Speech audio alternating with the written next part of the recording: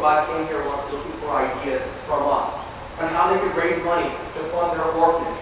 And being the idea people that we are, we started throwing ideas at them. And they also started telling us their problem. One of their biggest problems is they spend more time going and begging for money than doing the job. One of the ideas we threw at them is, why don't you create your own bottled water company and sell the bottled water, and 30% of the profits would actually go to the whole guy. And you create a business to support something good. And they like the idea. And a year later, they talked to someone, they figured out, and this is what it is right now. And that got me into thinking, we need to start applying ideas to social innovation. Businesses come here and they want to talk about ideas for making money. But ideas can also be applied to solve social problems. And we personally would like to see more of that happen. Because ideas can change the world, right? And if we apply them to our biggest social problems, we advance our community and our island. Let me give you an example of how this is happening around the world. Little girls in Africa generally don't go to school. And it's not because their parents don't value them, but because they have to do this 6 times a day in the morning to go get enough water for the family to have at home, right? So they don't have time to go to school. Well, someone started thinking about this, and they invented this called the hippo. The hippo is something that a little girl can take down to the river, go get enough water, and get it home before school starts. And they started implementing this in South Africa. What they found is having this dramatic effect. More and more girls started going to school because someone found a design solution to a social problem. All right? And they worked with the community to figure out what would work. This is the person who did it. She's not some big expert in this. She has a degree in architecture and product design. She started this organization called Project H. And Project H tries to find problems, work with communities, and find design solutions for social problems to make life better for other people. Right? And this is what she dedicates herself to. You can see her on pen. My son started off life in one of these, an incubator, right? Maybe many of you had kids started off life in an incubator. We take this for granted. Our children can survive premature birth. But in the third world, it's not so much the case.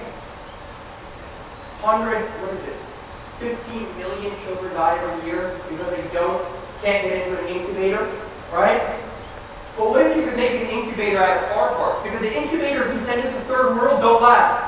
They're dead in 5 years because no one can repair them. Well, some organization came up with the idea to make incubators out of car parts. Things that people in these third world countries could actually fix and have the parts for, right? It's not only just products and it's not only just the third world. In the United States, 1 in 3 children is overweight or obese, right? And that's a number that's increased by 3 times since 1963.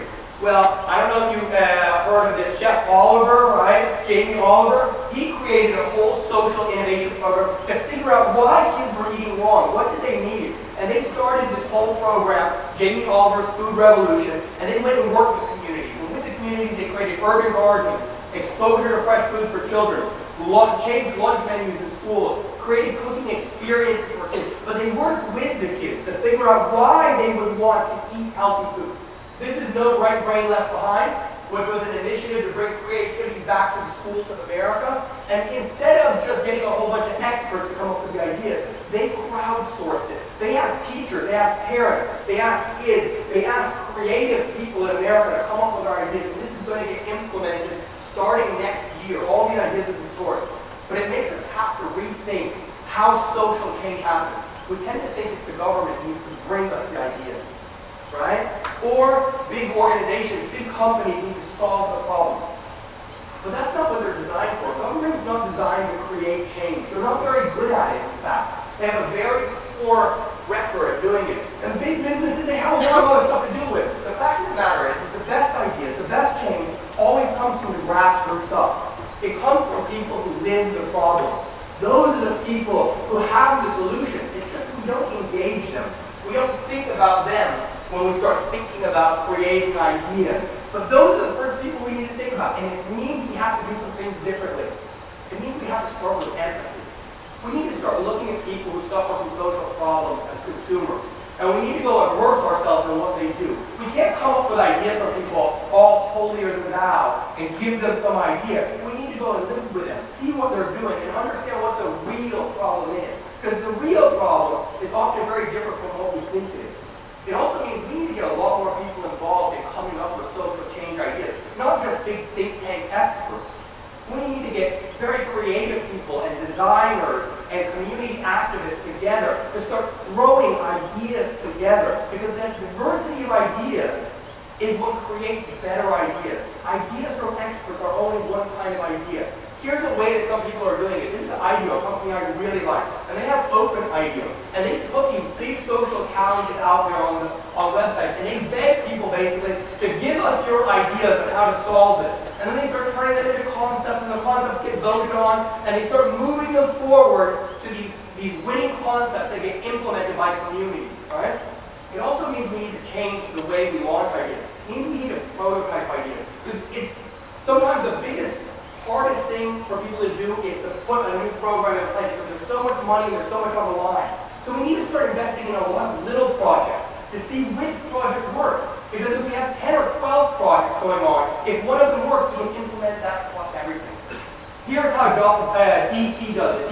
Washington, D.C. has a social innovation project, and they say they're identifying, investing in creative new ideas that tackle pressing social issues in D.C. This means that the government understands its role. Its role is to support people who have ideas, not to try to bring the solution to people. So they fund these things. I think if we're going to do this, we should go one step further. We should start educating people. We need to create social innovators. And I think this means in universities, there should be more programs to engage all kinds of students with all kinds of different degrees in solving social problems. One of the things that should be a requirement before you come out of school is that you help solve some kind of social problem. And it's not like you don't have the problem. Crime, teen pregnancy, welfare, cycles, litter, recycling, education problems, but we have the mind. We just need to change the way we think about bringing social innovation to people. We need to do it with the people who suffer the problems. We need to go to government and other organizations to support the program. We need to prototype and do lots of new things. And that's how we'll make change. Thank you.